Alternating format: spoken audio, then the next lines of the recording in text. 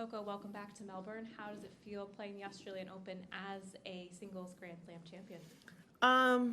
It doesn't feel any different, to be honest. Just that's in the past. Hopefully, I can win another one here. But I think I'm just focused on improving with each match and with each practice, and we'll see what happens. Questions? If you could raise your hand. Courtney. Melbourne. Just off of your success in Auckland, getting especially that test in the final, with Alina, just kind of curious how you feel coming into Melbourne, where your game is at. Did you feel like this week, were there specific things you really felt like you need to level up on? Like, just give us a sense of where you think your level is at the moment. Yeah, I think, pretty much overall in Auckland, I played some really good tennis. In the final, I had chances to win that first set and lost that, and I think that was a good mental test because hopefully it doesn't happen here. Hopefully every set point I get here, I'm able to win the set, but I think that having that tough match in the final definitely made me more confident, especially Alina. She did well at Wimbledon, beat Iga, and has done consistently well at all the slams, so she's not an easy person to beat.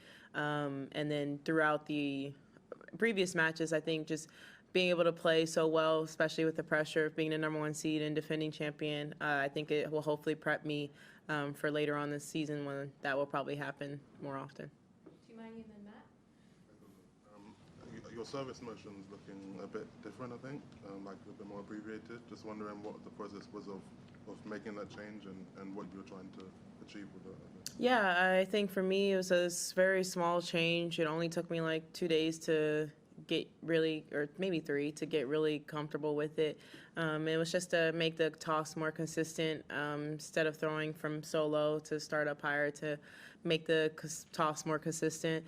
And yeah, I think, other than the final in Auckland, I think I served really well. I hit probably the most aces I've hit like consistently in matches, or most unreturnables. I think I was at like 80% or 90% first serve points won. So it was a good change, and hopefully I can continue that serving throughout. Sometimes I still have to remind myself of it, but I think for the most part, I was really open to it. I think my serve is something that when it's on, it's a really big weapon and can get me out of some situations. So just to make it more consistent was the goal. What is the process like from moving on from winning your first Grand Slam title and getting back to the grind and trying to do it all over again? How long does that take you to sort of mentally say, okay, that thing happened, it was great, next? I think a week. Yeah, I think probably around that. Yeah, when I went into China, I pretty much had it out of my head. And then during the off season, we did celebrate a little bit, just because after US Open everything was so fast. But now going into another slam, it really feels like so long ago, and I kind of forget it happens because I feel like my whole life, it depends on the player. Some players' goal is to win a Grand Slam, and once they reach that, it's kind of like what's next. And I feel like for me, I wanted to win. Always knew I wanted to win multiple, so it was kind of easy to forget about it, and not forget. I think that's the wrong word. Maybe just put it in the past and look forward to the future instead of dwelling on the past. I think for me, the only thing I will try to remember from that slam is just the way that I won. It wasn't my best tennis. It was more so the mental fight. I had some good gutty matches, and I think that confidence will bring me into Australian Open this year, and probably even more slams for the rest of the season. Question in the back. It's a bit of a random one, but I remember seeing during the off season you posted a video of yourself training with an eye patch.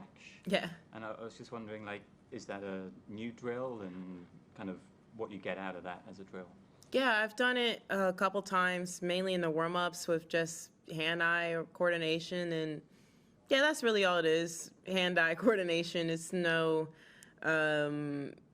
special thing. It's just to see how good my hand-eye is, and I think it also forces me to keep my eye on the ball because I think I'm right eye dominant, so it's obviously more challenging seeing from my left side when you're just, I guess you're more dominant on one side. I didn't even know that was a thing. So yeah, that was just something I did for hand-eye coordination, and I actually did better than I thought.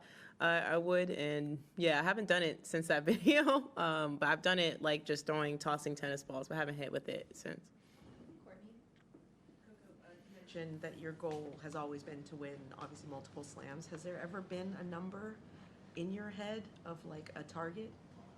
Not really, to be honest.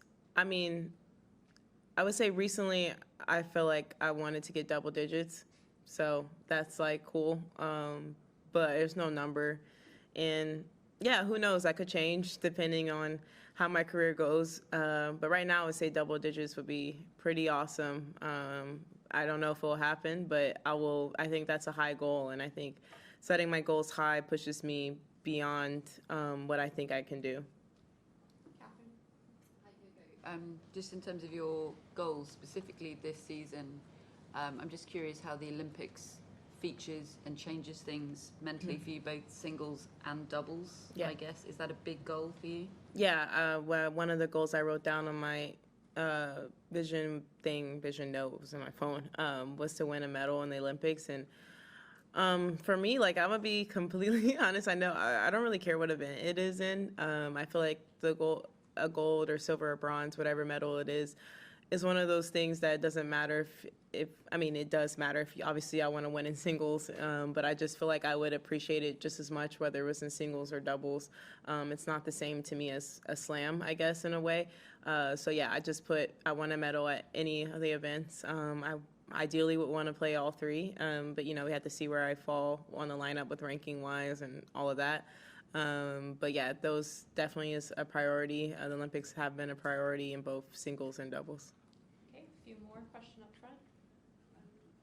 What do you think you learned or gained the most from your experience of winning the US Open? How are you going to utilize this in preparation for the upcoming Australia Open? I think the biggest thing I've learned is that tennis is, if more than anything, a mental game. And honestly, from Wimbledon to US Open, I improved, but not to the point where there's a drastic difference between first round and winning a slam. So yeah, I improved, but I think it was more so the mental side that I improved. And I think that for me, I know the value and the power of the mind, and I think I need to remember that for the rest of my life, that even when I feel like I'm not playing great, that your mind can change things. And I think that was the difference between Wimbledon and US Open. I improved a little bit, but not to the point where it's first round to winner. It was more so the mind. I completely changed my mindset. So I think that was the biggest thing that I've learned, is that trying to stay mentally focused on every point, every match, and just being positive. Courtney, Tumaini, and then we'll finish off up front. Just on the topic of playing 3 events at the Olympics, do you have the guys like kind of jockeying for mixed doubles position with you and Jess? And Yeah. What do they need to do to convince you that they're the one? I honestly haven't like really reached out, or anyone. I don't know if anyone's reached out to me, unless they've like DM'd me, which I haven't seen. I'm guessing ideally it would be between the top 2 mixed doubles guys, and Jess already plays with Austin, so I'm imagining I'm going to play with Rajiv if he wants to play. I don't know how many. I'd have to look at I know last year was 2 mixed teams, but I don't know if it's or last Olympics, I don't know if it's the same thing. But yeah, it'd be pretty cool. I mean, I'd be happy to play with whoever. I'll try my best to hold my side of the court. So yeah. Not many people in tennis have their own signature shoe. I'm curious just what you've learned about designing shoes that you didn't know before. I learned that, I guess the biggest thing is I learned how much goes into a shoe, in making a shoe, and that it's not as simple as it seemed, and let alone a performance shoe, not just a regular shoe. And yeah, when we were doing the CG1s, it took like a couple years to find the fit and also the look that I wanted. I wanted it to look like a basketball shoe, so the mid thing, a lot of people asked if that's something they brought to me. It was my idea. If I could play with high tops, I would, but that's a little bit too complicated, so the mid was my idea. And I wanted it to, all the colors to be bright, because that's what I like to wear on court, and we have some basic colors too. So yeah, I think the biggest thing I've learned is how hard it is to make a performance shoe also cater to be lifestyle. That was the goal, because Yeah, there's a lot of people that plays tennis, but more people who watch me probably don't play or, don't play or just watch tennis. So I wanted them to actually want to buy the shoe and just wear it to like dinner or something, not just to play tennis in.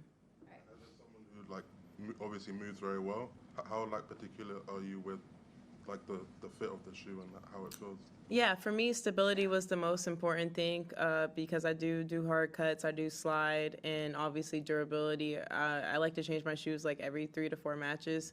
And yeah, that's which is really good for the tennis shoe, the way I use them. So yeah, I think for me, the stability was the most important thing to make sure when I do those hard cuts that it's able to support me. Final 2 questions, Matt, and then up here.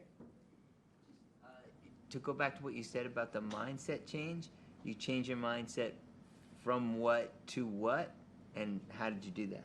Yeah, the mindset change was, I think I put too much pressure on winning a slam. I think I was feeling like, okay, I have to do it. I think when I went on the scene at like 15, I felt like I had to win a slam as a teenager because that's what everybody thought. And then honestly, going into US Open, I didn't expect it. I felt like I was having a bad season, and my focus was just going to get through this season and focus on Australian Open this year.